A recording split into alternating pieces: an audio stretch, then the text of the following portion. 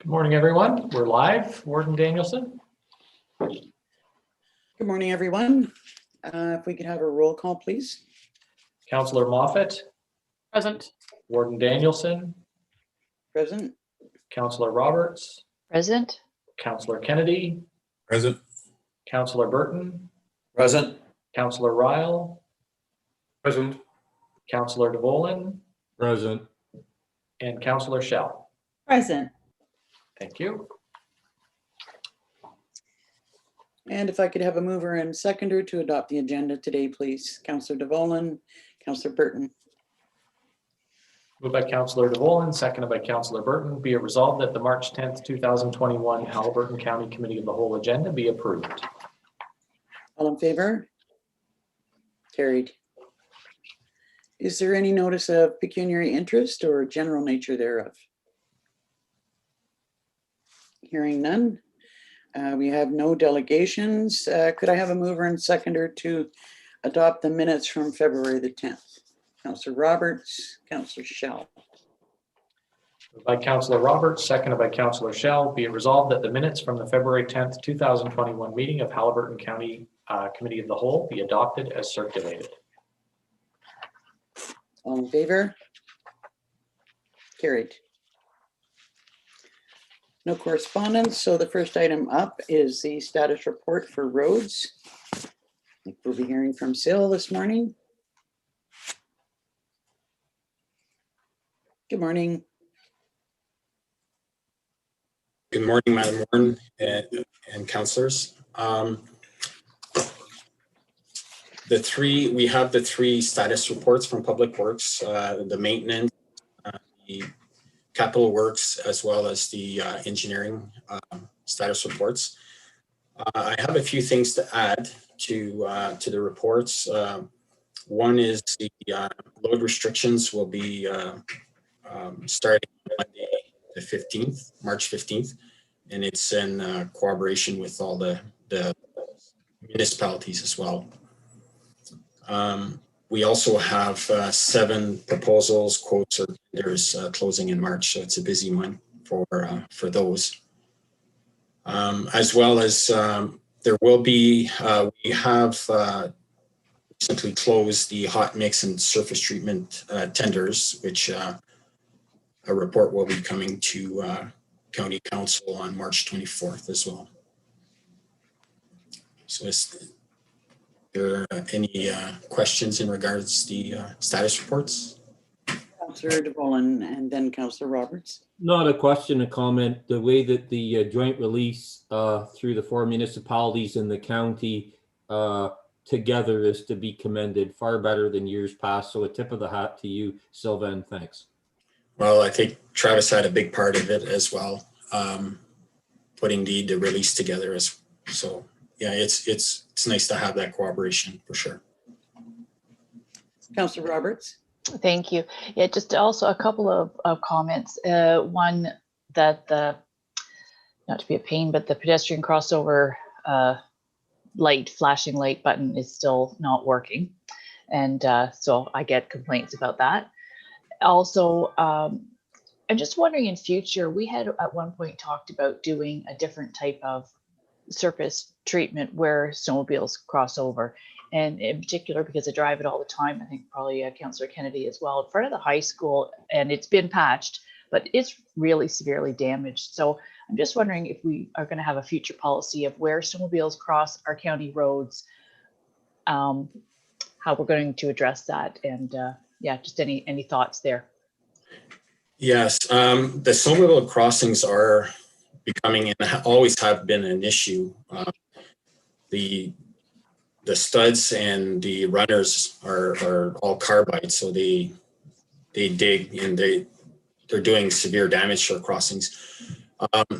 I'd like to have a meeting with the Snowmobile Association as well to, in that regard, see if there's anything that we can do, and also contact some of my counterparts at other municipalities to see what if they have come across a possible solution to those crossings.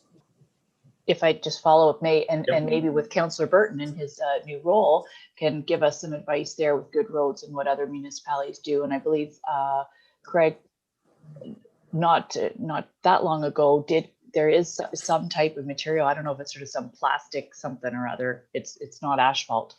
But so perhaps looking through that and finding out what there is. It's not cheap, but it's the amount of patching or road damage or potential accidents is worse. So I just think it's something we're going to need to address and look at. Are you going to respond to that, Councillor Burton? Just quickly, yes.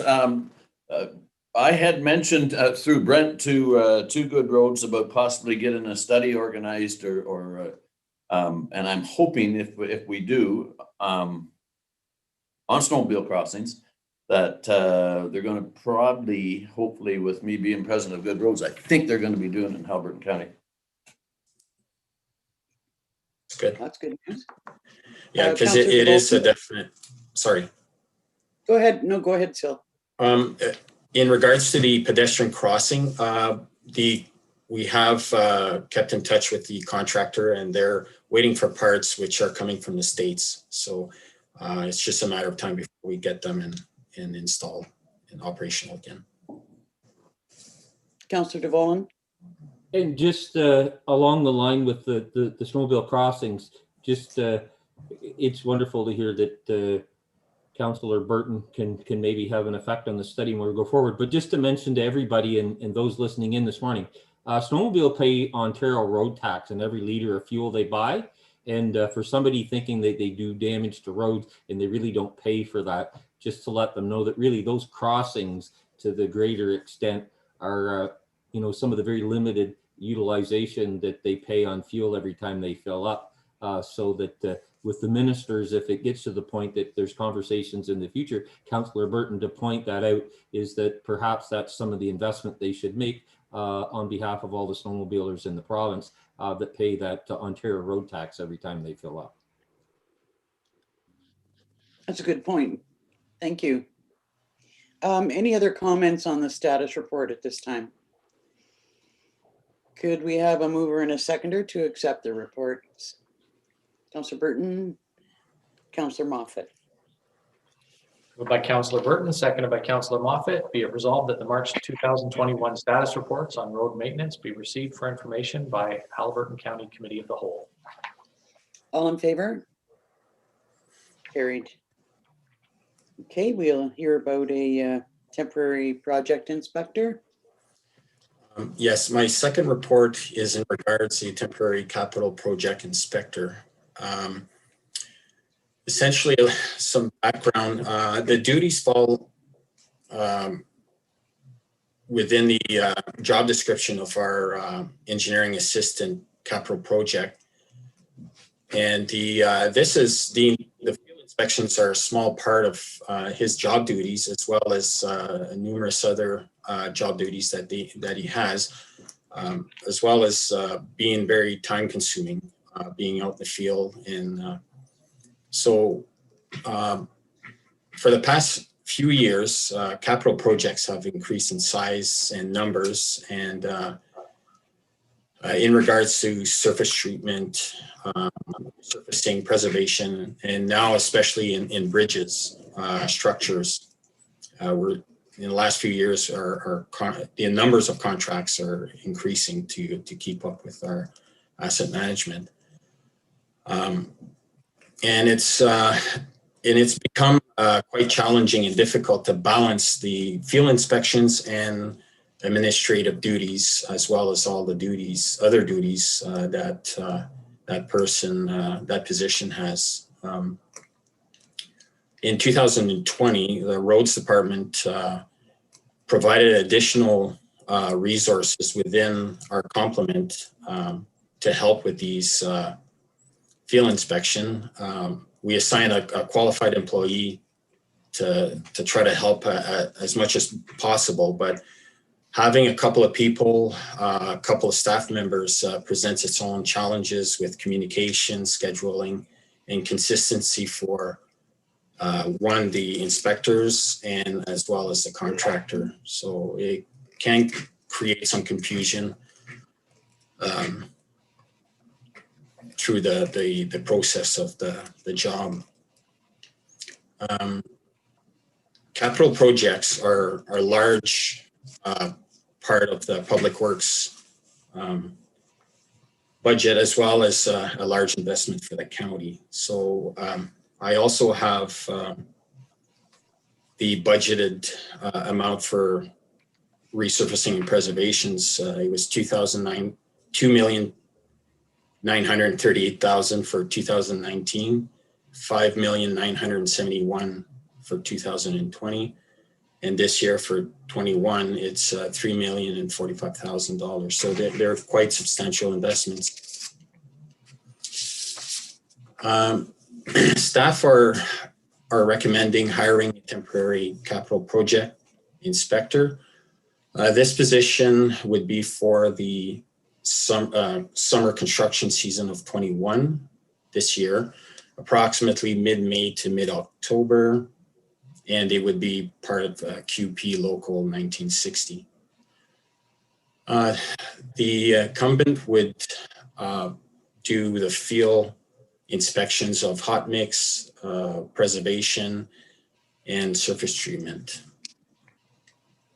The incumbent would report directly to the Director of Public Works and work closely with the engineering assistant, which in fact will be the contract administrator.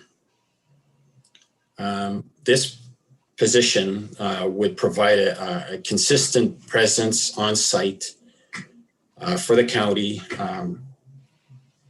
monitoring boundaries, quantities, health and safety, performance and compliance as well is a big thing.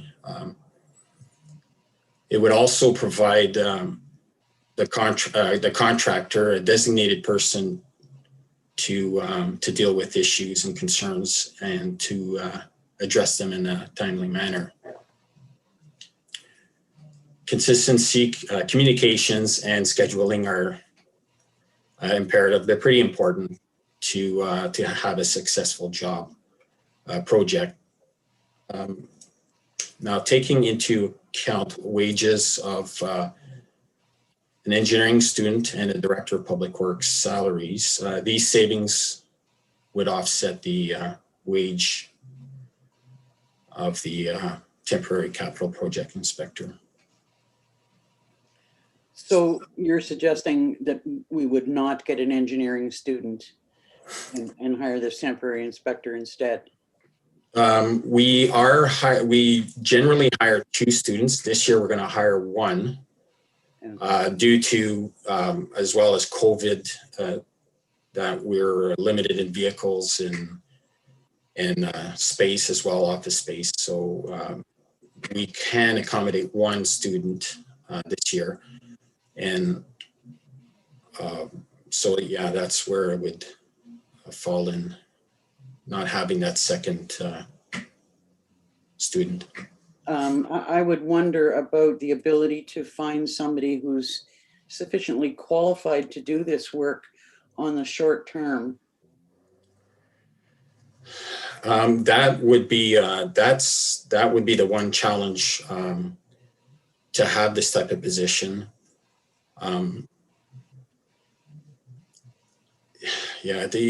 I think there are people out there that are qualified.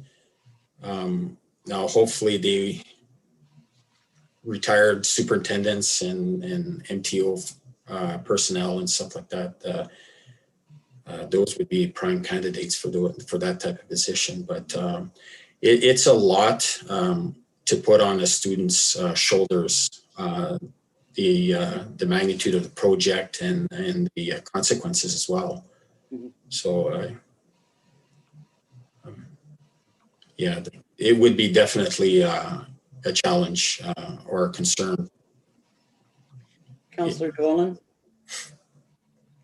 Yeah, I heartily endorse your suggestion, and I think pending the results of how it works out this year, whether we can, like mentioned, get the right person and the results, I would like us to revisit this after the year to see whether, a dedicated resource to overlook our biggest capital dollars we spend is a great idea. We've all seen at the county and municipal levels end results that were less than desirable, and a dedicated resource, both with respect to communication and on the site when some of those jobs are being done. I think some of those applications I'm thinking of paving and cold mix and some of whatever, I think that they can be caught by that resource and we end up with a better product, which is a better value. So I'm hoping that others will support this. And if it goes well, I think it opens the door that we should have a dedicated resource on a more permanent basis, having direct responsibility for the oversight of these capital projects every year. I like the idea of the consistency of contact for contractors. I think that that's important as well. Councillor Roberts, you had a question or comment? Just take a sec to unmute. Yeah, actually, I just echo your concerns too. When I read this report, I thought, well, who's going to apply for this job? Because it's almost somebody too qualified. They'd be looking for full-time year-round employment. But as Sil just suggested, that maybe there is somebody sort of retired or that type of a position. And so would they be required to have their own, it's just a contract position, they'd be required to have their own vehicle, no benefits? Is that the sort of, like, it's just for this limited space? Is that a time frame? Is that what we're looking at? Yes, it would be just for, they would be a county employee on a temporary basis. So they would utilize their own vehicle, because we don't have that resource available for them as well. So, and essentially they wouldn't need office space at all. They would work out of their vehicle, so that would be their office essentially. So. Councillor Kennedy and then Councillor Burton. Yeah, and one of the questions I had was, why is this a union position, which has its own things going forward once they're in? Also, the workload, if you're eliminating an engineering student, is that going to, you've obviously made justification for engineering students in the past because of increased summer workload. Now you want to eliminate one. So what kind of impacts does that have on that department? And also then the two people you had from your public works department that have been seconded, is there lots of work for them? That's just need some. Yes, essentially it won't really affect any of our present staff. The individual we had last year they had their own workload, and they were trying to fill in as best as possible whenever they could, but it was pretty challenging to be able to free them for that.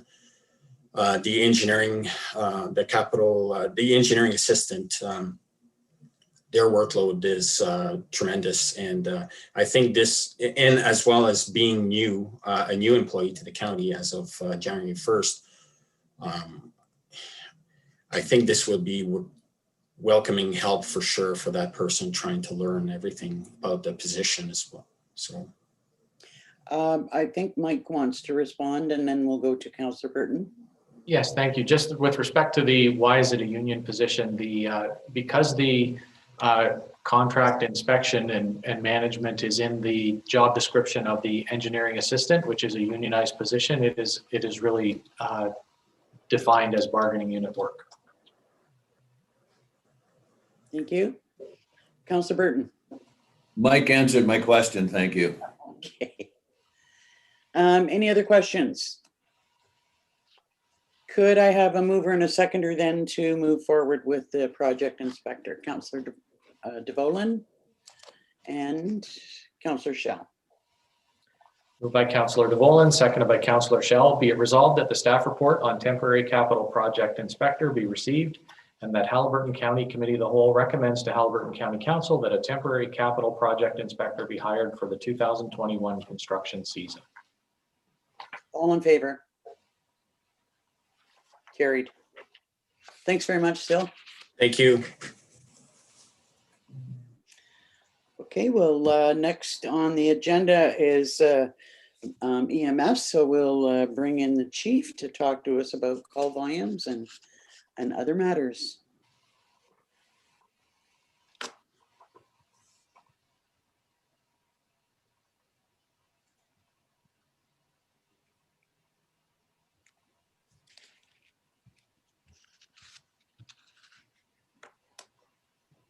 Good morning. Good morning, Warden, members of council. Warden, if I may, can I just, following my report, just add an additional piece, just an update on the community paramedicine program, please? Absolutely. Thank you. My first report here is, I thought it would be interesting to certainly review our call volumes. I'm trying to keep sort of an ongoing track of the call volumes monthly and bring this to Committee of the Whole and Council monthly. So you can see the call volumes. We started back when the pandemic kind of started in March. But I wanted to include in that report also too, when we're at minimal coverage of 0 ambulances in the county. Now, please keep in mind that that's not 0 ambulances for hours. Some of these times may just be for less than a minute, but other times could be for extended periods of time. The second thing is also keep in mind that every time we're at CMAQ 1, last year that would have been CMAQ, or that would have been CMAQ 0 without the additional coverage of that Tory Hill night car. So when we look at, we anticipated that we may have an increase in call volumes due to the increased population during the off season. And certainly we saw that in November, somewhat in December. January, we're about the same. And I attribute that to probably the lockdown that everyone and the stay-at-home orders.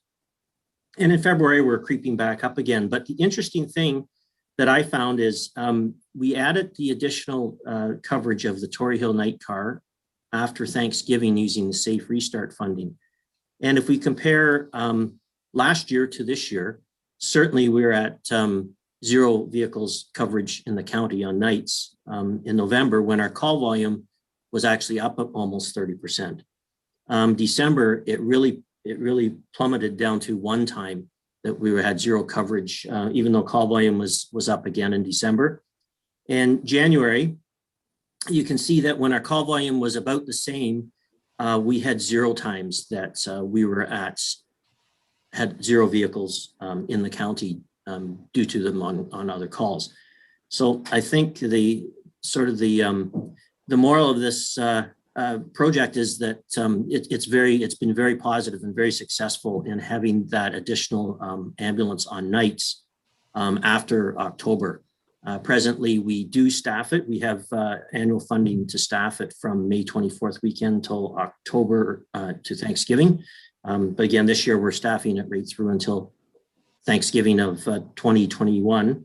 And so we'll just keep following this and hopefully we keep seeing I think the very positive impact of that additional truck on nights.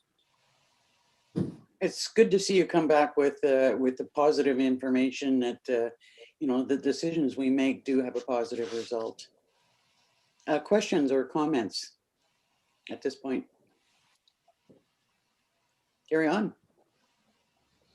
Okay, the other, just the additional piece I had, and I apologize, everything was coming at us quite quickly, and I was unable to get a report in time for Committee of the Whole, but certainly for Council, we'll have some more updates. But in January, I advised Council that we had had the opportunity to apply for funding through the long-term care program to enhance our community paramedic program. So I'm pleased to advise Council that we did receive the funding in the amount of $3.25 million over the next roughly 3.25 years. We're in the process of trying to work out the logistics. We just received that letter last week. We're looking at logistics as far as what we need to do for staffing, vehicles, equipment. But I'd like to get the transfer payment agreement signed, and I'd like to ask Council if they're okay with the Warden and CAO signing that to get things in motion. Do we need a resolution to that effect, Mike? If it's okay with council, I think we should still do a staff report and get a formal resolution at the next meeting when council have had a chance to see all of the information associated with this.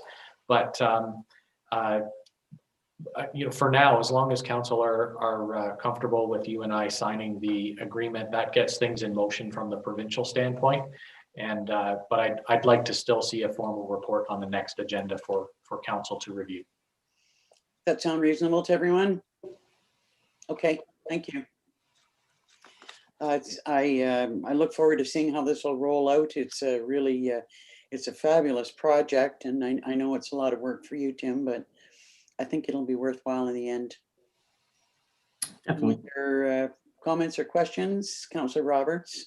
Yeah, this was pretty big news for the county. I'm just wondering, were there other areas that were successful in an application, or are we kind of, because of our rural nature, et cetera, and distance to other hospitals and medical facilities, that is this like, it's definitely not a pilot project, but you know what I mean? Were we successful? Yeah. Were there other people successful, or was Haliburton County successful, do you think, because of our rural nature? There were other counties that were successful as well. How it's rolling out is that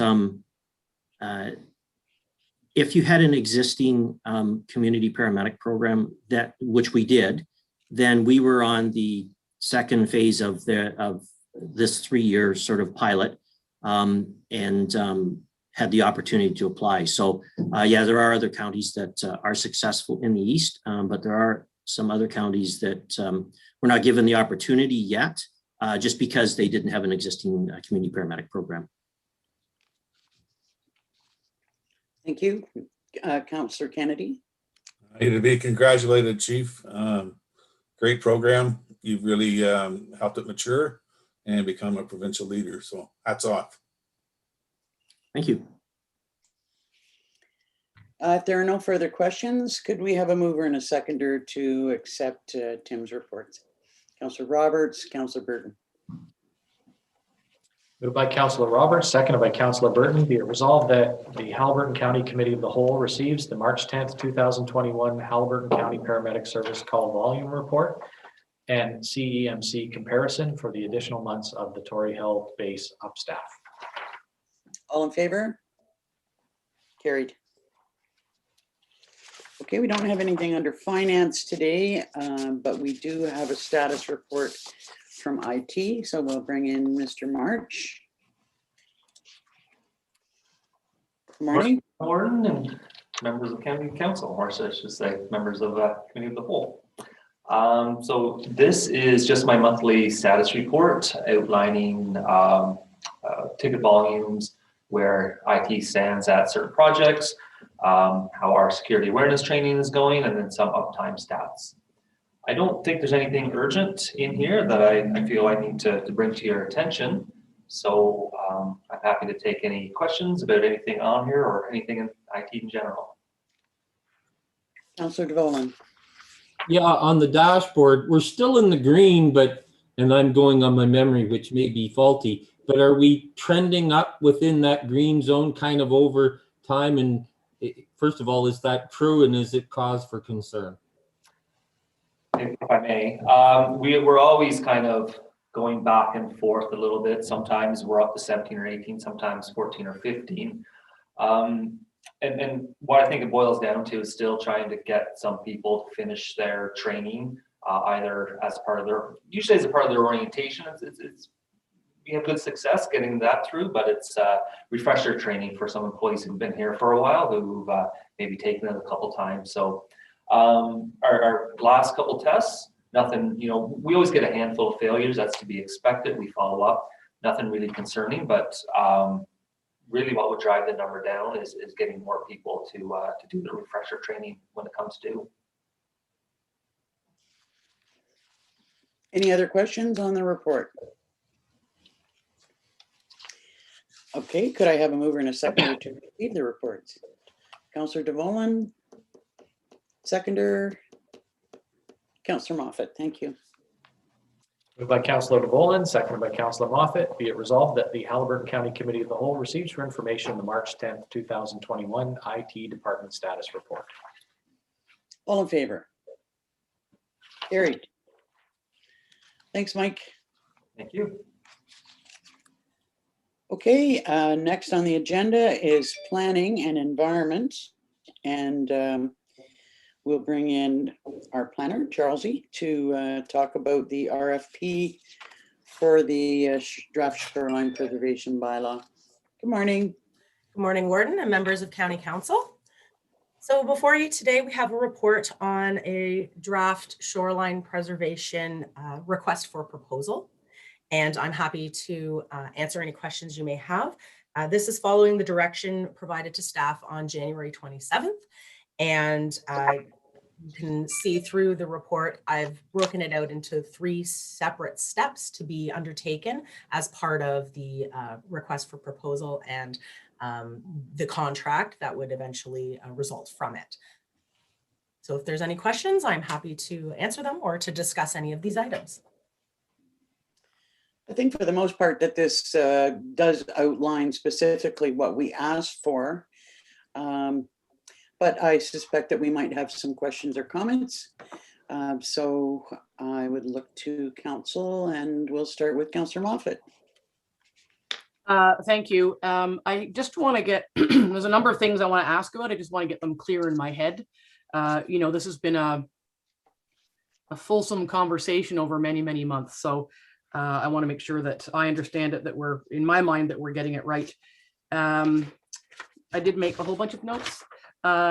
So in the resolution from January, it said that there'd be an RFP developed to lead the development of a draft shoreline preservation bylaw, including a review of the related science, environmental scan, and public consultation. But it doesn't say only those things. So my concern for this whole time has been that it seems a bit linear, and this RFP to me seems very linear.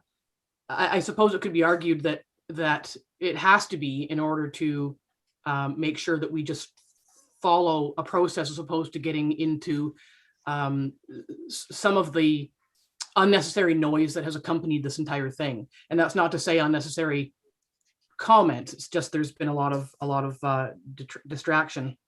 And I'm wondering about, and I don't know, Warden, do I just keep going, or how would you like me to do? I have a whole list of questions. But What would you like me to do? proceed with questions. I guess that I would worry about expanding things to the point where there's a lack of clarity in the document, that the consultants aren't going to be able to see precisely what it is we're looking for. But you know, if you've got suggestions or thoughts of things that need to be included in the scope of work, by all means, and if your questions lead us to that, then sure. I mean, we need to get this right. So now's the time to talk about it. Go ahead. Yeah, and I don't know about any suggestions, but my questions are certainly, the first one is on page 6. And realize this probably won't go over very well, but it does talk about, as RFPs always do, about, you know, being careful about solicitation with county staff and council members. Given the process we've seen so far, is there any way to also add in that the proponent needs to be attentive to not getting involved in or receiving influence from any other groups with a definitive position on the matter until or unless it's through the public consultation process? I mean, it doesn't matter to me, but I'm just wondering if there's any way to ensure that somebody doesn't get the job and their phone starts ringing from concerned citizens or groups. There's a lot of people who have very firm positions and very divergent positions on this bylaw. We want to make sure that whoever we hire does their job free from any, you know, again, distraction from folks who have these firm positions. Does that matter? Brent's rolling his eyes again, so obviously maybe it doesn't to him.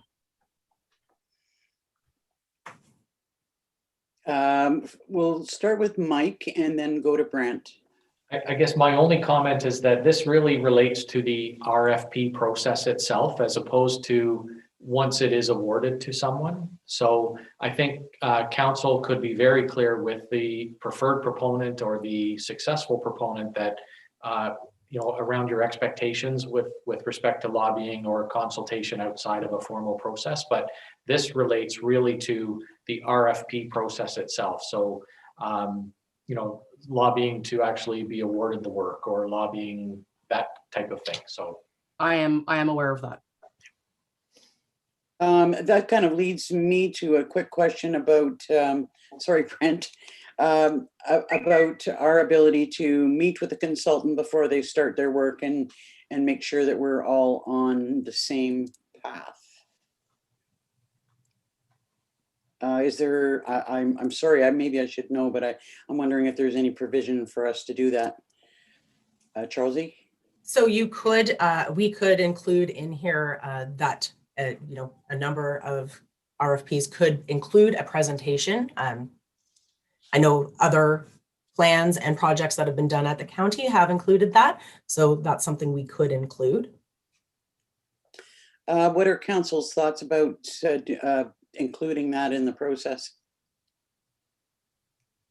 Councillor Roberts is shaking her head. Well, thank you, Warden, only because of looking at the time frame, and I want to trust the process, and I don't feel that there's a scoring, like I've gone through the whole thing and how the scoring is done, so I don't want to micromanage this myself. I think it'll slow down the timeline.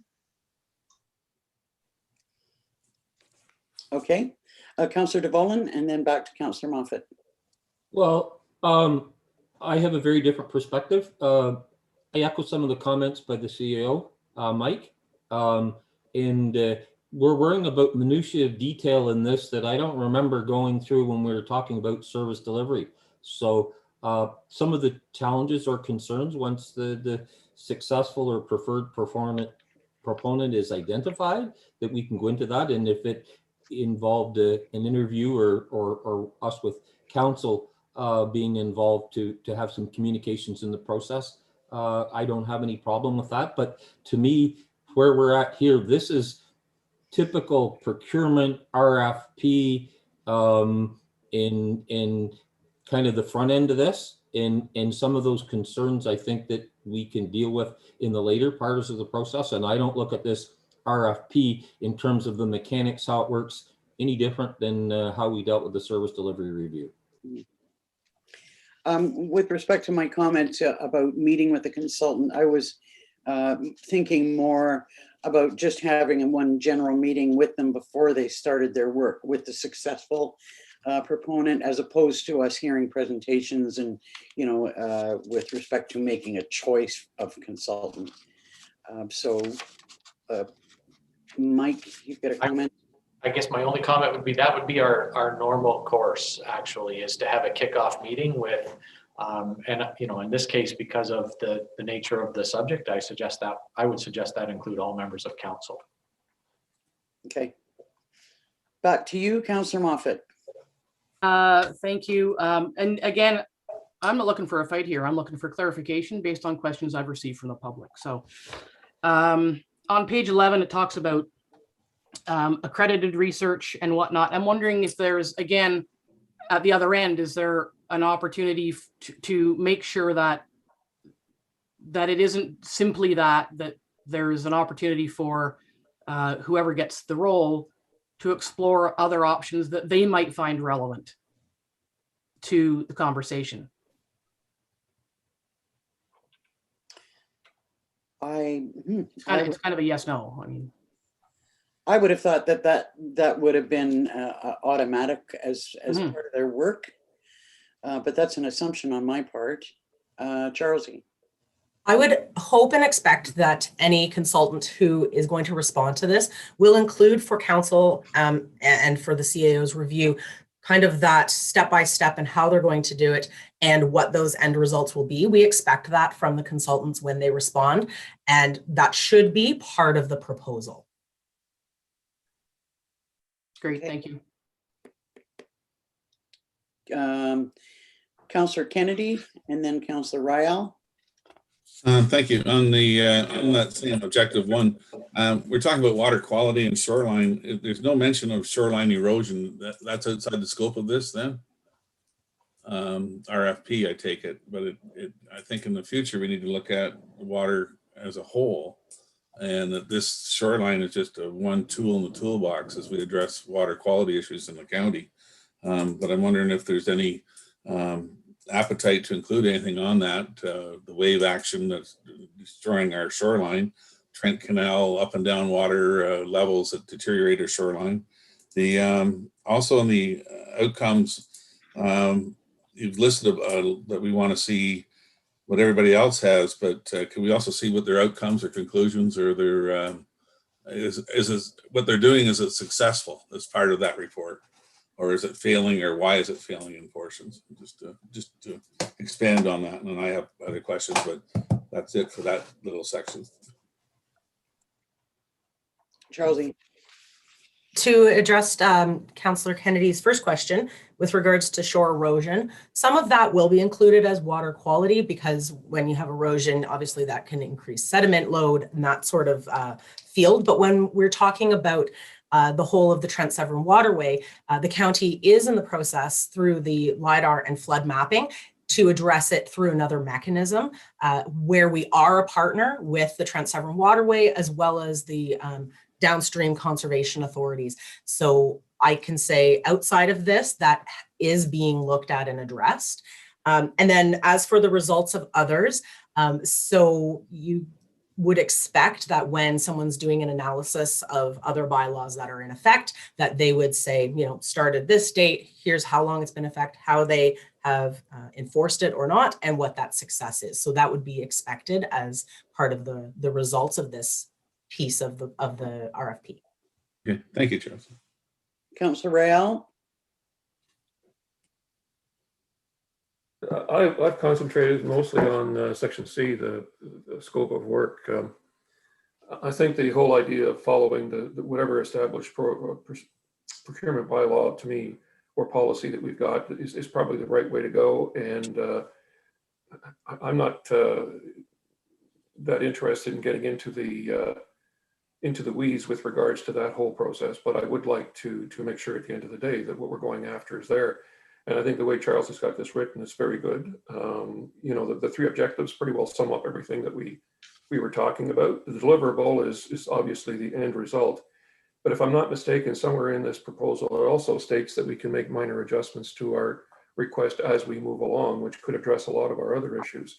So I would like to say right now, Charlesie, thank you very much. This is an excellent report. Back to Councillor Moffat. Oh, thank you. Some of the questions that I had have been touched on, so that's fine. And I'm wondering if I know there's a timeline and shortness. I'm wondering, again, I've asked this before. To me, there's a whole bunch of stuff that we didn't talk about. One of them is, you know, there was one line in one report suggested an opportunity for municipalities to stop selling shore road allowances. It's my perception that kind of died on the table that day, and there was no traction, and yet that's gotten a lot of traction in the community. I think we've all seen an uptick in shore road allowance purchases. Is there any opportunity to take some of those things and just make sure that they don't get included as part of the process for consultation? Again, there's a lot of people who have a lot to say. How do we streamline, or can we emphasize to the consultants they need to streamline the process so that some of that stuff just doesn't get in there because it's not on the table? Is that part of a conversation that can happen going forward?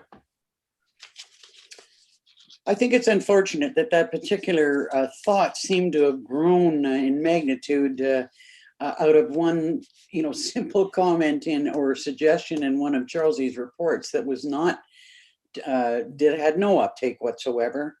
But somehow remains out there as a thought in people's heads that we're going to do that. Charlesie, if you could respond to that, and then we'll go to Brent and then back to Carol. I think in response to that and some of the other items that have been picked up and maybe are being mulled over in the public realm, Under objective 3, the public consultation, I think that would be the opportunity where county council and the CAO working with the consultant, objective 3, number 1, policy objectives of what is it you're trying to accomplish. And that's where you could scope to say, shore road allowances, that's not what we're talking about. This X, Y, and Z is, and that's where you would be able to focus that. Yeah, thank you. That's nice and clear. Okay. Councillor DeVolen? Yeah, with respect to sale of shore road allowances in Minden, we had a moratorium for a great chunk of a year, so that processes that exist with the Ministry of the Environment and others, whatever, we held off on that so that we were assured some of the kind of protections and controls that we wanted in Minden Hills were in place, and we had some assuredness, and we have resumed it since then. But again, outside of the scope of this in Minden Hills anyways, we have, like I say, had a pause and dealt with this to the satisfaction of our council, that where we're going with this will be effective protecting what is done with the shore road allowance and those things going forward.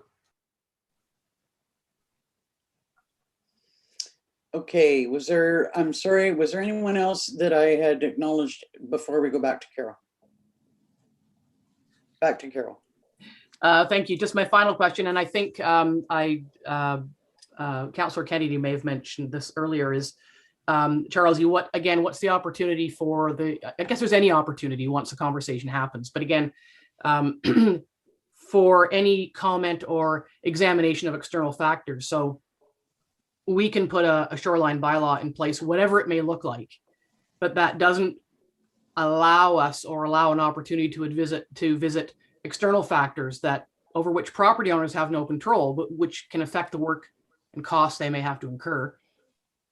And the one I'm hearing most about is wake boats. And so what opportunity is there to say, this is also a problem? We know we have no jurisdiction on lakes, so we can't stop them.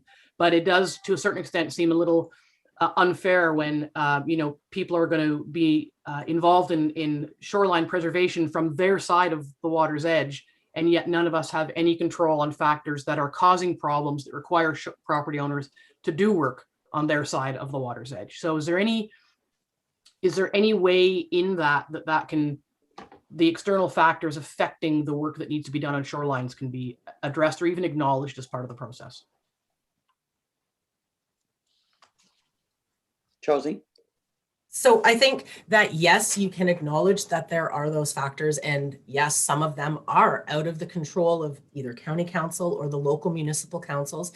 There's some limited availability with regards to zoning, which has come out of some recent decisions over the past couple of years in the province of Ontario. However, it's really working with those other agencies who are responsible. So whether that's wake boats, whether that's people who have large inflatable play stations in front of their waterfront, whatever the issue may be, there's a number of them that we've heard through the public consultation process. I think acknowledging that, and that would be able to move those items forward with those agencies at a later time. I think the best that county council can do is create a bylaw that you can enforce, because those are some items you can't. If you hired a bylaw enforcement officer, they would not be able to take that situation or concern on. So I think just staying within the scope of what you do have the authority to assist with. Thank you. And thank you for the time to answer my questions. Councillor Kennedy? I just had one final one, and it's probably my confusion is the goals and objectives that are in the RFP. So those, I think I'm probably getting confused between the goals and objectives of the RFP and the goals and objectives of the actual bylaw. So this just speaks basically to the RFP, because I'd like to know what in the goals and objectives overall, do we have a baseline of where our water quality is now, so that if we implement these steps, that there's a way of monitoring successes and or failures. But maybe this isn't the document to say that. That's all. Go ahead, Charlie. Right, I would agree. This isn't the document to say that, and we're not the agency that monitors those items. However, we are a recipient of that. So every 2 years, when the water quality testing is completed by both, it's done in conjunction with the Ministry of Natural Resources, Ministry of the Environment, Climate Change and Parks. And we actually have a binder, and I'm looking over there because that's where the binder is, which goes through every single lake and water body within the county of Haliburton and gives those quality analysis. And we have it through time as well. So we have access to that information. We're not the people who do the study or the keepers of it, but we have it. And that can be utilized when you're creating planning policy, so your official plans, county and local, as well as individual decisions where you have a development application before you. All of that information is available and accessible. Charlie, would that include information on the percentage of waterfront that is in a natural state or restored? Any comparisons there? No. No, it doesn't. It does include the number of lots developed and not developed, but that doesn't tell you what state that actual shoreline is in. It basically just says, yes, this one has a seasonal dwelling, this one has a permanent dwelling, and this is the number of vacant lots still yet to be developed. That's as far as that information goes. So the only place that we would have had that information from so far has been the Love Your Lakes program? Right, through the Ministry of Natural Resources and the groups who participated in that program.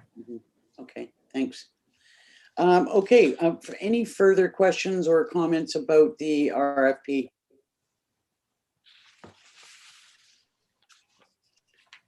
Okay, so could I have a mover and a seconder then to move forward with this? Councillor DeBolen, Councillor Roberts. Oh, did you have a question, Councillor Roberts? Yes, but Go I'll ahead. still second it. It's just, so there, the date is blank, March. Do we put that date in? Oh, Is that for good point. discussion? Yeah, just to clarify, we're passing something, but what's the date that is proposed March? Whatever. Charlesy?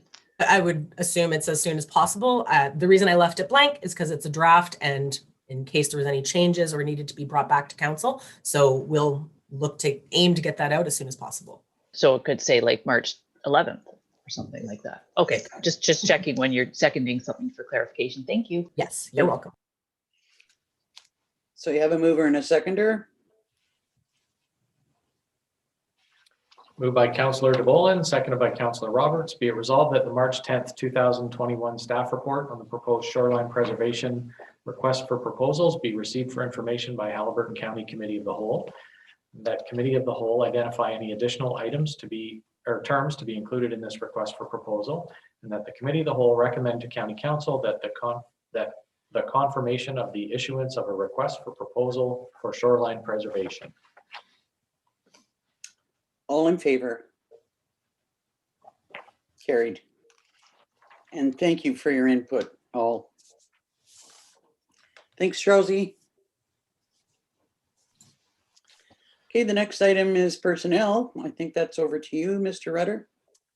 Yeah, I guess a segue in, I think the deadline for the RFP has to be before April 14th because every now and again we receive notice that we're going to experience a staffing change and sometimes those hurt much worse than others. And I think last Friday I received a letter of resignation from our Director of Planning and Deputy CAO who is with her family going to be embarking on an exciting new journey and I will let her share that, but she'll be leaving us as of April 14th. And I guess I just wanted to take this opportunity to say what a pleasure it's been to work with Charlesie. In many ways, to see her perform and grow has been one of the most gratifying things in my career. So I thank you for everything, Charlesie. And we will be asking council to pass a formal resolution accepting her resignation at the council meeting in March, just because she's been appointed by bylaw to a number of positions. But I wanted to take this opportunity to both acknowledge the resignation, but also to say thank you publicly. She's been an absolute joy to work with. Aw. This is a tough one for us, Charlesy. I've got to say, I think it's a tough one for all of us. You have done such a terrific job that, I mean, there's not enough words to say, because particularly during an extremely challenging time in many, many ways. I mean, not just the pandemic, but dealing with the shoreline preservation bylaw has been challenging for us all. And if we have found it challenging, I'm sure you have too.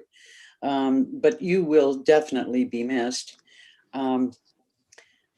Without giving away where you're going, I would love to have a discussion with you at some point in time about that, because I've spent some amount of time there and might have some observations to make for you.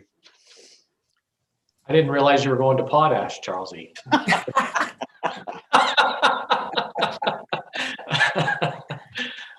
Just a little bit further.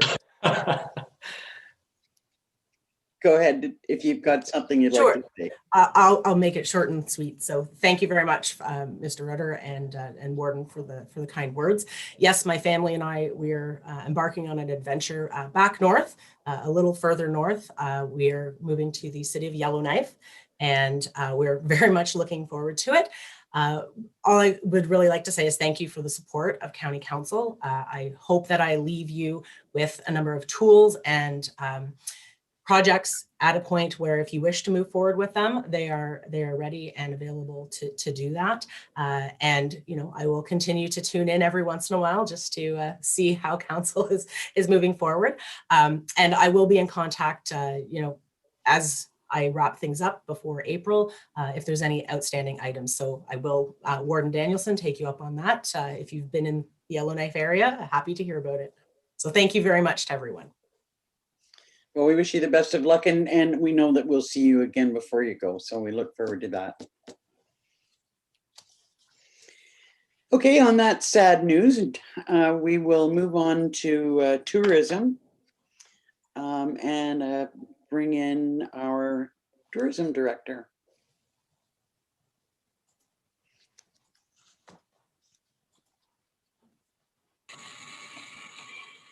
Good morning, Warden and members of council. Good morning. The report before you today outlines the 2021 budget request from the Haliburton Highlands Outdoors Association, with a letter attached from HHOA President Dan Smith. Mr. Smith's letter speaks to how the 2020 support was leveraged in light of the pandemic, and plans for safe activities and potential marketing ideas for 2021. The budget for the marketing support was included within the approved 2021 tourism budget, as you know. And with that, I will pass it back to you, Madam Warden. Are there any questions, comments, or thoughts on this report? Councillor Dvolan?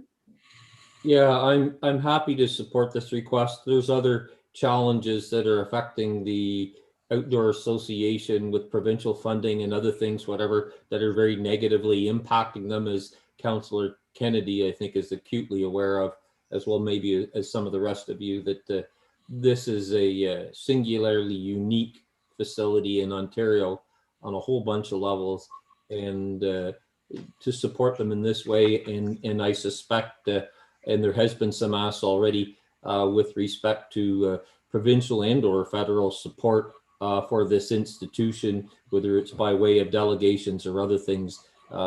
There may be some asks and some things that we can do constructively beyond just this monetary contribution at this time to support those efforts. So just really appreciate what they do, and in support of not only in this, but any other efforts that will support their activities. Any other questions or comments? Could I have a mover and a seconder then to accept this report and recommendation? Councillor Roberts and Councillor Burton. Moved by Councillor Roberts, seconded by Councillor Burton. Be it resolved that the Haliburton County Committee of the Whole receives for information the report on the 2021 HHOA support, and recommends to Haliburton County Council that $10,000 be transferred to the Haliburton Highlands Outdoors Association from the allocation in the 2021 county budget to support marketing and promotions. All in favor? Carried. Thank you. Thank you. Okay, the next item of business is a report on the establishment of an economic development position. So we'll look to Mr. Rudder to lead this discussion. Thank you, Warden. If it is okay with council, I think there's probably three very distinct sections of the report. So I may pause at the end of each section and after I give a bit of an analysis and some background, and then look for direction as we move through each of those three separate sections, if that's okay. The conversation about economic development has lasted a very long time at the County of Haliburton, and I would say that I have relied in preparing this report on some of the work that has been done and by even some members of County Council. They have developed previous reports from years past or as part of even their election campaign. So I did review a lot of that. And I spoke with the CAOs about it as well, and had some conversations with outside agencies. But it has been there's a lot of information that I've tried to sort of bring together in this report. The conversation really for this council started at a strategy session in the fall of 2019. You create one of the strategies or the major areas of focus that you established for staff and council in this term was the creation of a countywide economic development function. There were really three major steps that you identified as part of that process. One was to define what economic development means for Haliburton County, establish a structure, and then hire a staff person to undertake that work. Early in the service delivery review process, we realized that that would become one of the major areas of focus for that project. And so we made a decision, and I consulted with County Council on this to delay the work on the economic development priority in our strategic plan. And so that actually did happen. The economic development was a major area of focus with the service delivery review, and they recommended the establishment of a county economic development service. The part of that process included what I'd consider to be a major consultation effort with agencies, all members of council, all elected officials in the County of Haliburton on municipal council, the business associations, the HCDC and others. So there were significant consultations. I won't go through them in detail, but I have listed them in my report, sort of the outcomes of that consultation process. In the end, they recommended that the position be governed by County Council, and that is as opposed to an external agency. Some areas like the County of Peterborough have decided to create a body to oversee economic development outside of the council purview, and that's not what they recommended in this case. They recommended that it be governed by County Council. It was clear in the consultation with outside agencies that they saw a distinction between tourism and economic development, and they thought that there needed to be a dedicated economic development function as opposed in addition to tourism. But it really is challenging to completely separate the two. And so, and I think that was really evident when our destination management plan was presented to council at the end of 2020. And a number of items that were identified in the destination management plan are also referenced in the service delivery review. Things like workforce development, housing, transportation, the need to have a year-round economy. Clearly, there is a linkage between these two things that we just can't ignore. So one of the other things that they had recommended in the destination management plan is that there would be a Friends of the Plan advisory group who would provide input. And I think I referenced that because as we develop an economic development function, it's really important that there be linkages with those other agencies that are involved in this type of work. So we have to figure out how to do that. I said there are three major areas in my report sections. One is discussing the mandate of economic development in Haliburton County. That would answer County Council's initial question of what does economic development mean for Haliburton. The second is governance. How will this service be delivered? And then the reporting relationships, assuming we do ultimately hire a staff person. With respect to the mandate, again, I did reference a number of reports that have been prepared in the past, even some by members of County Council. Councillor Moffat, Councillor Kennedy had done a fair amount of work on that, so I referenced their work. And I should note that very clearly outlined in the service delivery review was an expectation that an economic development plan should be developed in the first year, and that would be a primary work item. But we can't just leave a blank slate like that. As we hire someone, we really need some sense of what is economic development. In order to do that, I think it's really important to acknowledge that a number of economic development activities are being undertaken by groups within the county now. Tourism marketing and brand development, our tourism department is actively involved in that and very successful in that. The tourism product development, there's private sector involvement in that, not-for-profit and the volunteer sector. I know that a source of real pride for the County of Haliburton is that all of our local municipalities have cultural plans, and so culture and recreation is a significant focus. Marketing of tourism and local cultural attractions such as trails, cultural centers, museums, sculpture forests, geocaching, all are undertaken by the local municipalities and very successfully. Business development, including entrepreneurship development, access to capital, buy local, initiatives and networking are done by groups like our business associations, the Algonquin Gateway Business Association, the Chamber of Commerce, the Business Development Bank, HCDC. We heard a report from them a couple weeks ago. Very, very successful and very active in the community. And then, of course, there's a planning element to it that our planning departments, both at the local level and at the county level, are very involved in. So I wanted to reference that so that you know that I recognize that work has to be done and it has to be continue to be done.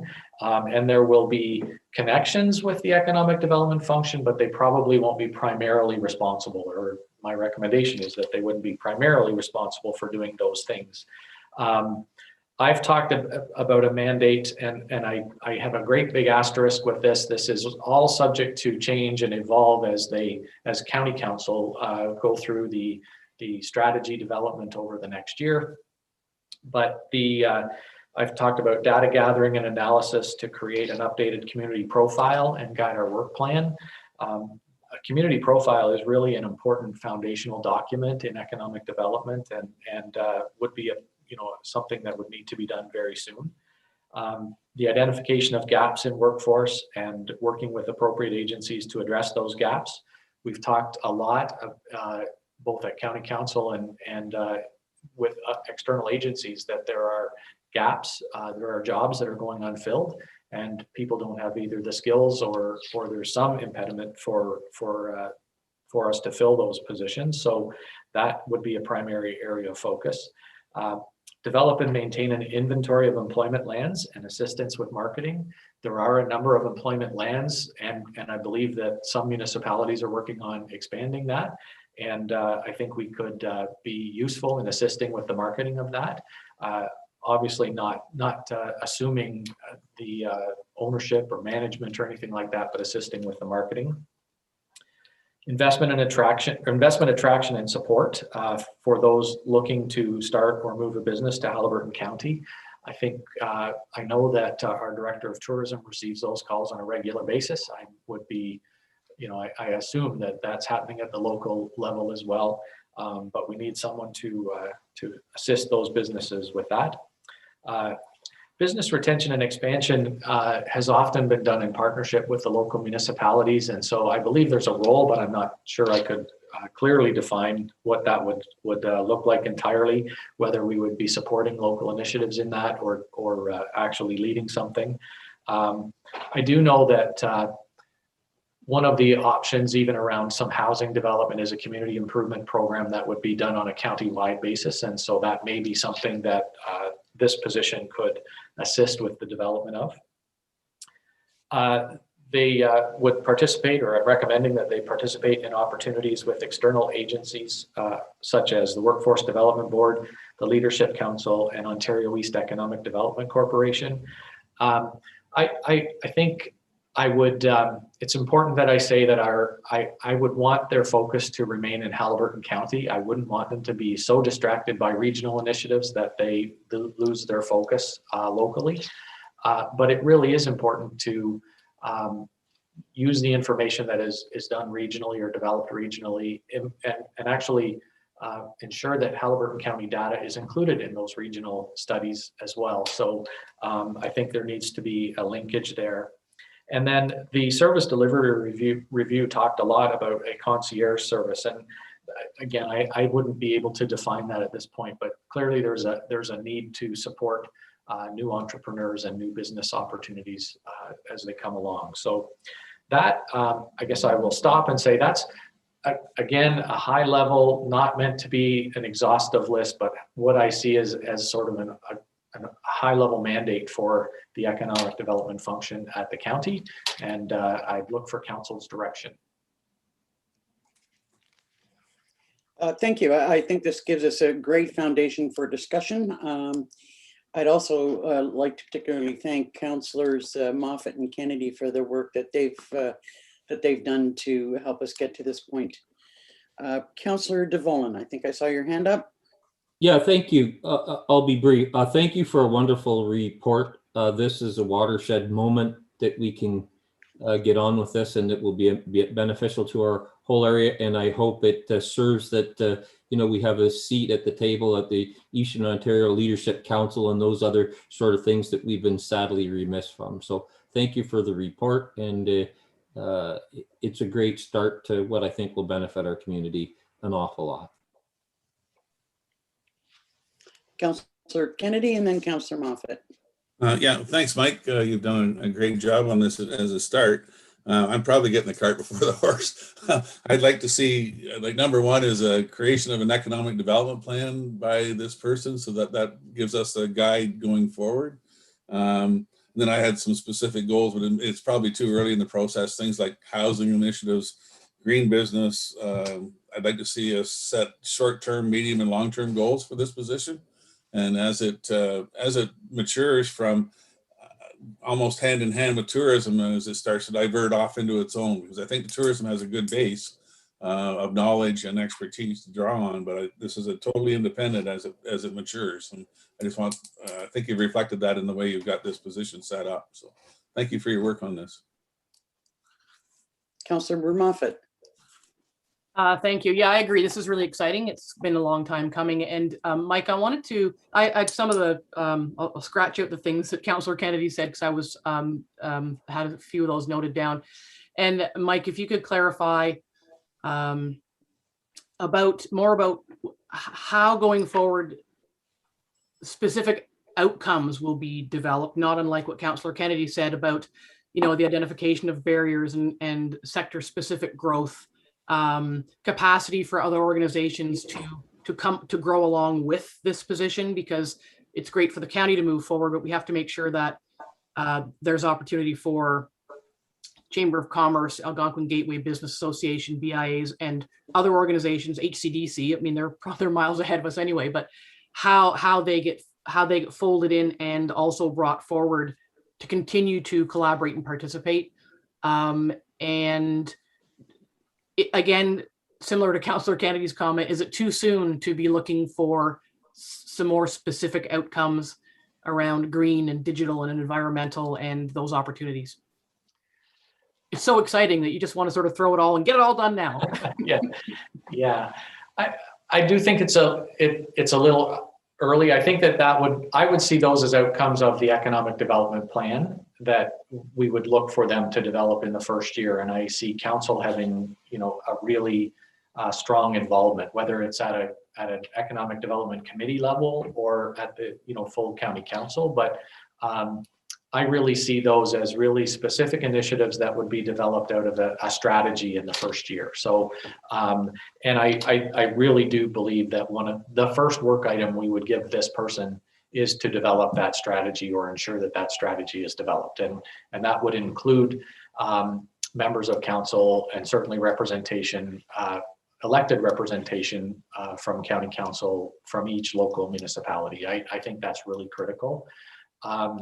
The question about how do we involve or link up with those external agencies, I think is a really interesting one. And so I've looked to the destination management plan and said, when they talked about that, they said you need to develop a friends of the plan that would be given specific goals and tasks to undertake themselves, and then ultimately tourism staff and or elected officials would stay connected to that friends group.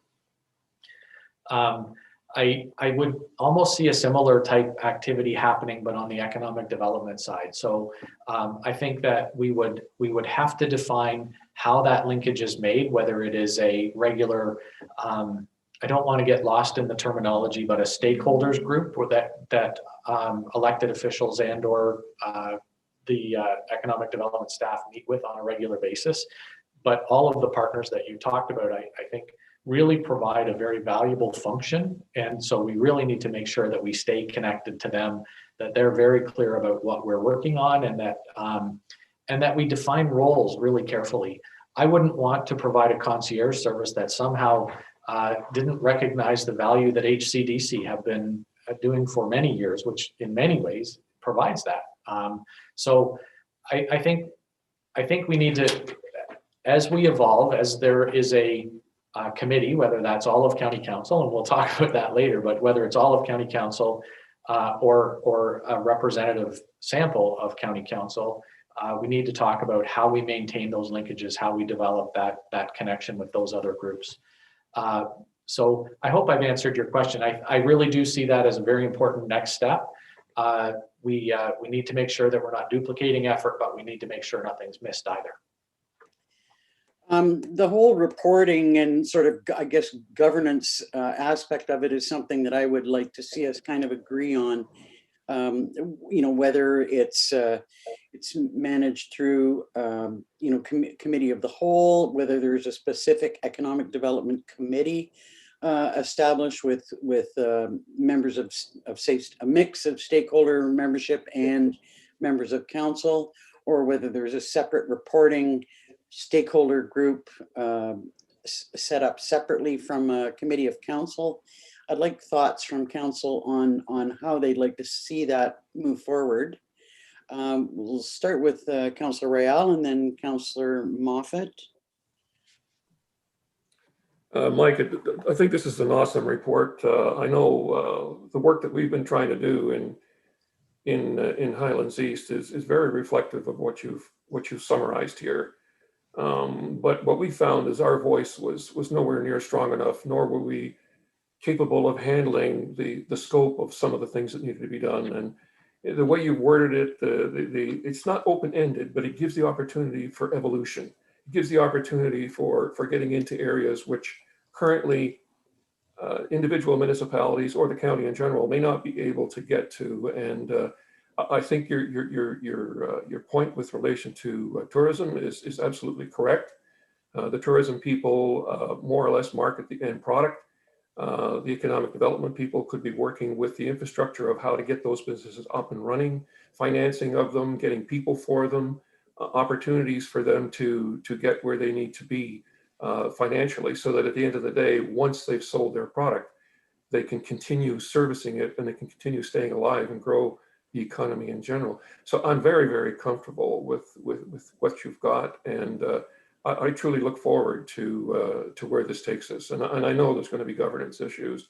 I know there's going to be jurisdictional issues, but I think this is one awesome beginning. Thank you. My apologies. I missed Councillor Roberts. You had your hand up earlier. Thank you. That's okay. It's just a clarification. I think Mike might have said that.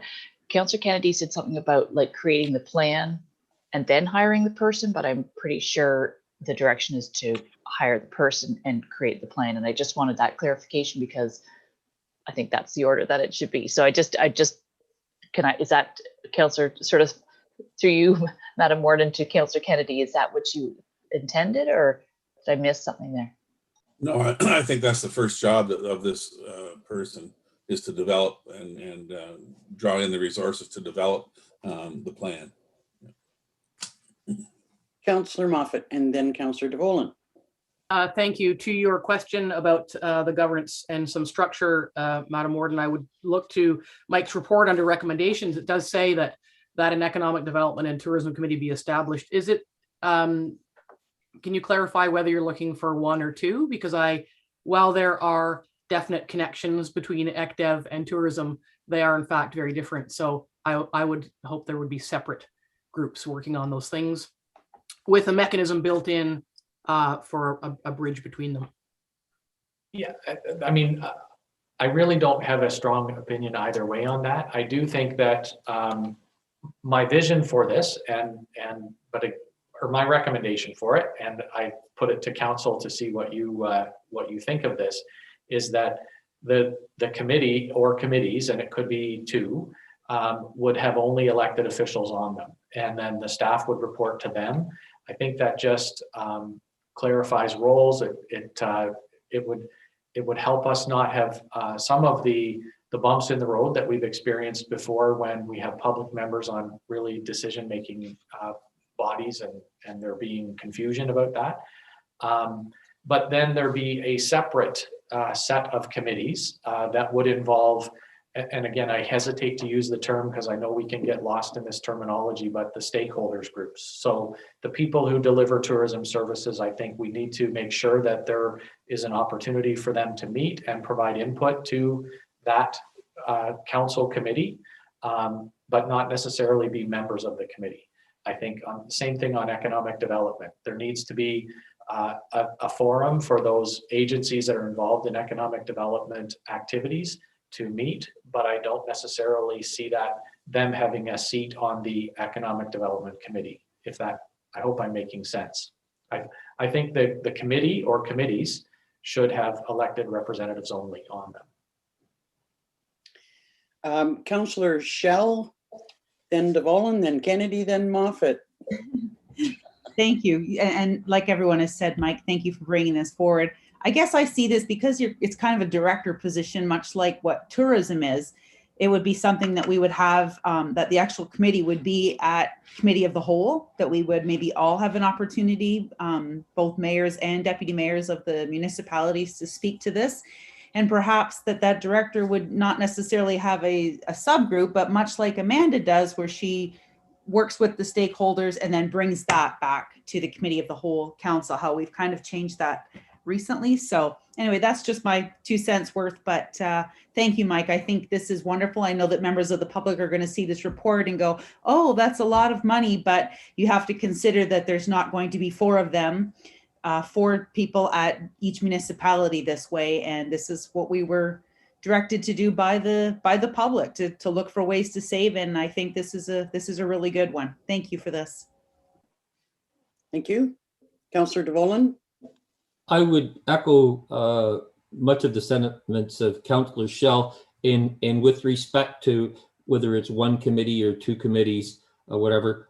In Minden Hills, and again, not getting hung up in terminologies, reporting to that committee or committees, task force working group, that we break down what some of those areas of responsibilities or the things that we want done that can have some municipal councillors that are there, but those stakeholder groups that they flow through to the committee or committees, and how they function and run isn't hamstrung by the municipal act, reporting to and through a committee, that those task force or working groups can do all of the good sort of things that maybe many members of council have already talked about today. Councillor Kennedy. Yeah, I think agree with Councillor Schell that this should be a committee of the whole, especially initially. until we sort of get the groundwork done and some of the basic parameters of where we want to go with this. And then our new director would solicit input from the pertinent stakeholders, depending on what the topic of the day was.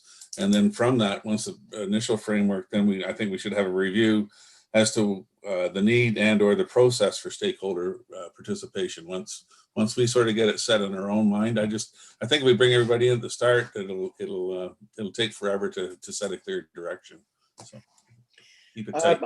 I tend to agree with what you're saying about believing that it should live with committee of the whole to begin with. I also think that once we get an individual in place, that they may have some ideas about the best process to keep communications with the stakeholders and groups that are involved. I think that this is going to be something that will evolve over the next couple of months, and we're likely to hear some input from that individual. Councillor Kennedy, Councillor Moffat. Thank you. I agree completely with what Councillor DeVolen said about task forces or working groups. The idea of having more committees makes me very nervous. You can committee yourself to death as opposed to rolling up your sleeves and getting the work done. And I think task forces or working groups would allow for, as Councillor Kennedy just mentioned, specific areas of expertise in our community to be brought in for specific circumstances, and then it would be the director's job to stitch those together and say, here's the outcome of that. So I'd like to see this not be connected to tourism, but not on the same committee. I think that's not a good idea at all. And then have sort of specific outcomes based on what the sectors need, and continue to reevaluate, to refine it and actually get the work done, as opposed to getting lost in reports and lists and data. And you need that to feed into the work. But I think we need to make sure that we have some clear-cut expectations and are focused on specific outcomes to effect change in the community for the better. Okay, any other comments from council at this point in time? A question to Mike. Do you, I think that you're hearing support for what you've outlined in your report, and have some ideas about how we'd like to move forward with this for now? Absolutely. So if I could just summarize, I think what I'm hearing is you're generally okay with the mandate, but recognizing that could evolve when the economic development plan is developed over the first year. You're okay with the director level position. You would anticipate that they would report obviously through the CAO, but to committee of the whole. They would be like a typical director, and then ultimately the task force or subcommittee would be all developed later as on an ad hoc basis. And is that a fair summary of council's direction? Definitely, with respect to it being a director's level position, absolutely, reporting to you and committee of the whole, or council, and yeah, that's what I heard. But I see Councillor Moffat has her hand up. Further thought? I do, thank you. And I'm wondering, Mike, if you can clarify your clarification, for clarity, that I want us to make sure that we, I've worked with the county's previous economic development officers, both of them. So I feel like we have an opportunity to take what we know from that in the current market and build it into something that's specific for our community. I'd like to see us identify some of our anticipated outcomes for the person to build into the plan, as opposed to somebody being hired and saying, here's what I think this community needs. We and our constituents and our various organizations, we kind of already know what we need, and we have existing plans for housing and the poverty reduction roundtable work. There's a lot of work that's already there that needs to be stitched together. So I'm looking for confirmation that there will be continuing conversations that will set the stage for the person to do the work that results in the plan, as opposed to somebody coming and saying, you know, here's your plan. Is that making any sense? I think so. Yeah. Yeah, I mean, I hope that the conversations about this don't stop until we hire someone. I think we can continue having those conversations to say, here's what I'm looking for in all of this. You know, I think you mentioned one in particular. We have really, I think, fairly well developed affordable housing plans, but we don't necessarily have any plans that would relate to that missing middle, where it's not necessarily a requirement to be hugely affordable, but it's not necessarily the really high-end housing either. So we have, I think those conversations can absolutely continue on and can inform, you know, expectations as we hire this person and we can really hit the road running. Councillor Royale. Yeah, Mike, and the other thing too is, for instance, in Highlands East, we have a fairly robust economic development committee as it sits, but we have some pretty, as I said before, we have some restrictions and limitations on what we can do. One of the things that I'd like to find out, because at this point, it's not our intention to fold that function, but to merely figure out how to make it work with the resources that are going to be available at the county level, and to ensure that we have some kind of an effective communication between those two groups, similar to what we're doing right now with the tourism department and our people. I think this is only going to be good for everybody, but I would like a little more clarity there. Not today, obviously. I think, yeah, that's a really important next step as well. I think we need to make sure that and I did try and identify that in my report, that I know that there is a lot of economic development activity happening already. We need to make sure that we don't duplicate, that we complement that work, but also support it. And but defined roles are really important. And so, yeah, absolutely. I think that's a really important next step as well. Okay, any other comments or questions for now? I'm acknowledging that we will have continued discussions as this unfolds. But for the purposes of going forward to hire someone, are we all okay? All right, could I have a mover and a seconder then to accept the report? Councillor Moffat, Councillor Kennedy, thank you. Moved by Councillor Moffat, seconded by Councillor Kennedy. Be it resolved that Haliburton County Committee of the Whole receives the March 10th, 2021 staff report on the County of Haliburton Economic Development, and that it be recommended to Haliburton County Council that staff be directed to proceed with the development of the job description based on the direction received from committee, and that this report be forwarded to the local municipalities for information and to provide an opportunity for input. All in favor? Carried.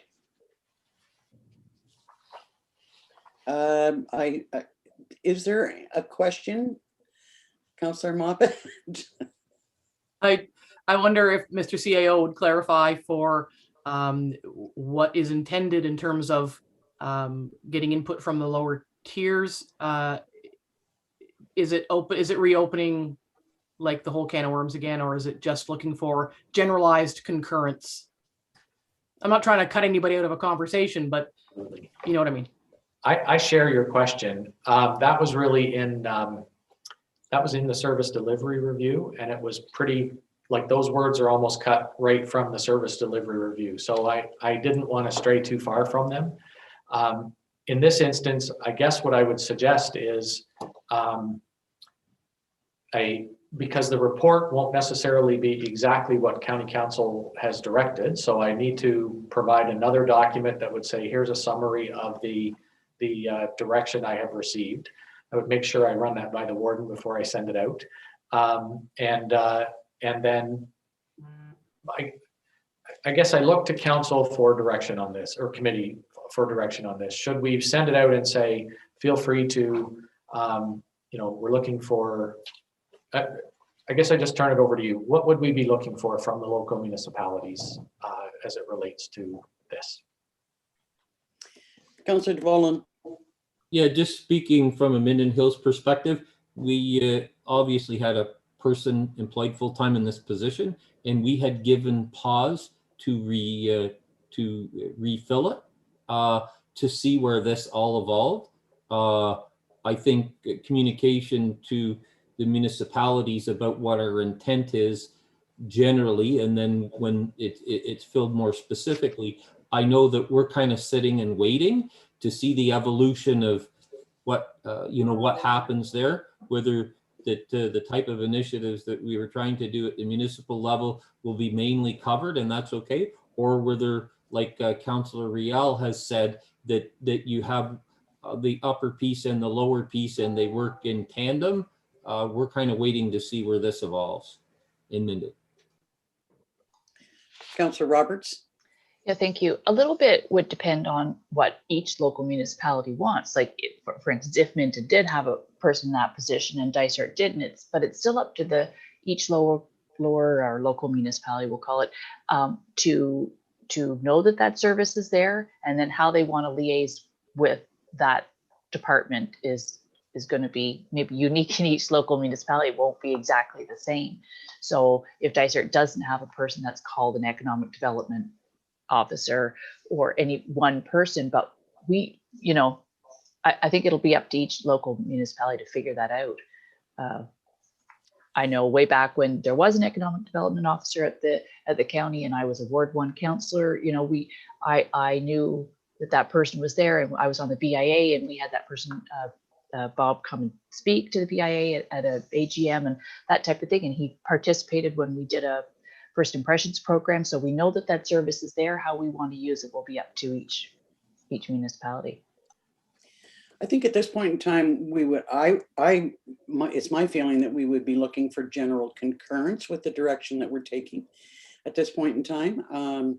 And obviously we're all going to have opportunity. I mean, we're all members of Committee of the Whole representing our individual municipalities. We'll have opportunity for input. We'll be hearing, from our members of council, and this is something that will evolve as things start to come together. Councillor Moffat, then Councillor Royale.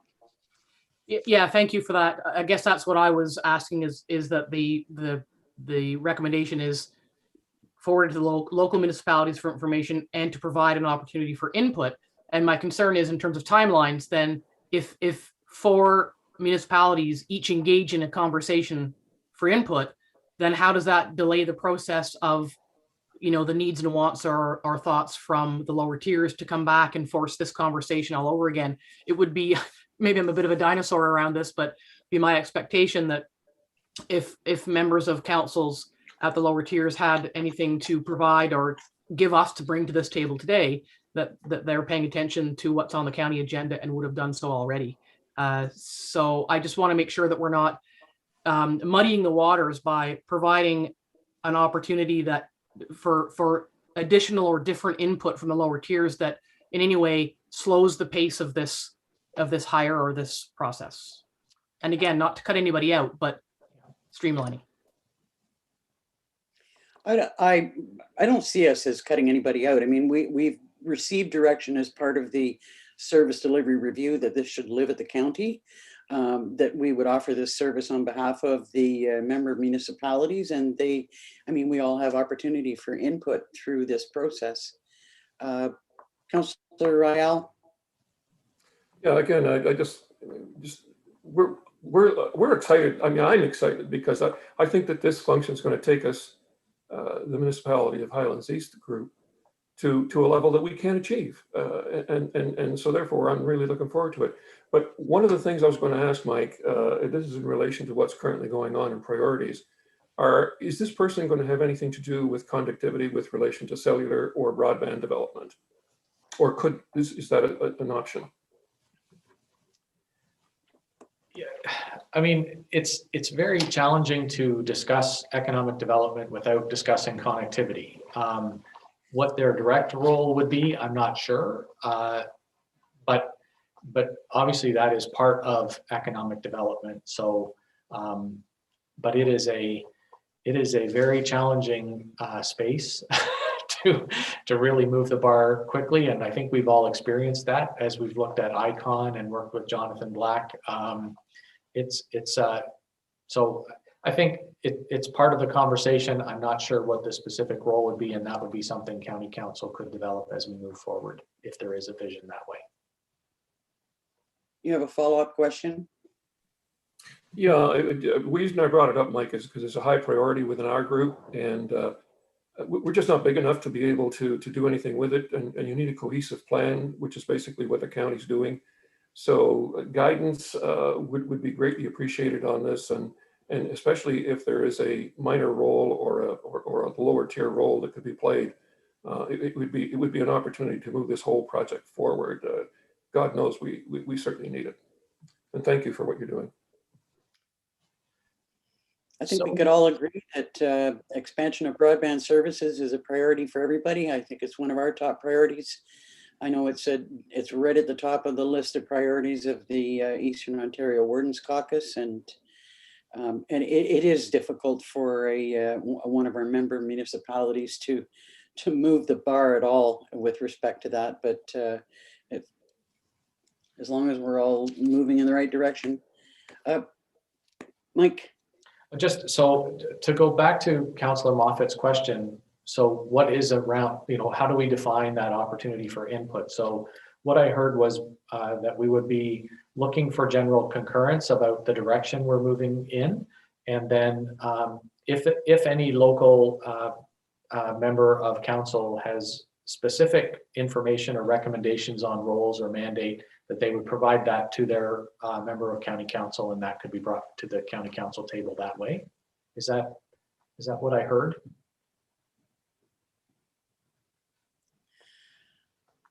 Councillor Moffat, you raised the question. Yeah, I did. I think so. And I feel like it's nickel and diming. I just want to make sure that it's of course the lower tiers are involved, and of course the members of lower tiers have an opportunity for input. And I think that could have been for today's conversation. I don't want to delay the process of the county moving forward by there being 4 additional conversations that force us to pause to bring it back about hiring somebody. So I think this recommendation needs to be what it says, but that it's this report be forwarded to the municipalities for information and general concurrence of the direction. The input, the opportunity for input is inherent in our existence and our roles. I just don't want us to delay and have 40 new ideas come. We will all work together in the way we do, but I just don't want us to delay this because of semantics in a resolution, that's all. And I'll stop talking about it now. I believe that there are some minor amendments being made to the resolution. So if with the permission of the mover and the seconder, we could hear the resolution again. Certainly. What I have added is where it says and to provide an opportunity for input, I have had and to provide an opportunity and to request support of the general roles and mandate of the position. No? Yes? Sure. Does that sound all right? Okay.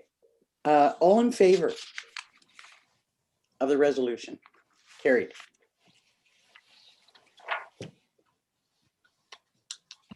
This is exciting. I'm really looking forward to getting this person in place. Okay, so that concludes the open portion of our meeting for the purposes of those who are listening. Could I have a mover and a seconder to move into closed session? Councillor DeVolen, Councillor Schell. Moved by Councillor DeVolen, seconded by Councillor Schell. Be it resolved that Haliburton County Committee of the Whole enter into closed session as per section 239 of the Municipal Act 2001 as amended for the following reasons: labor relations or employee negotiations. All in favor? Carried. Okay, if we could have a bit of a 15-minute break and come back to closed at 11 o'clock. If that's reasonable for everyone. We'll see you shortly.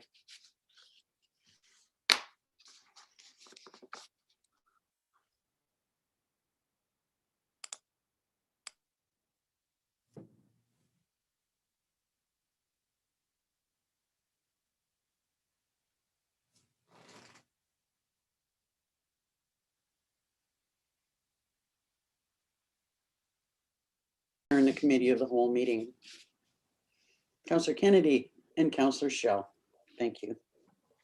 Moved by Councillor Kennedy, seconded by Councillor Shell. Be it resolved that the March 10th, 2021 meeting of Haliburton County Committee of the Whole now adjourned. All in favor? Carried. Thanks, everyone. Thank you. Yep. Stay safe, everyone.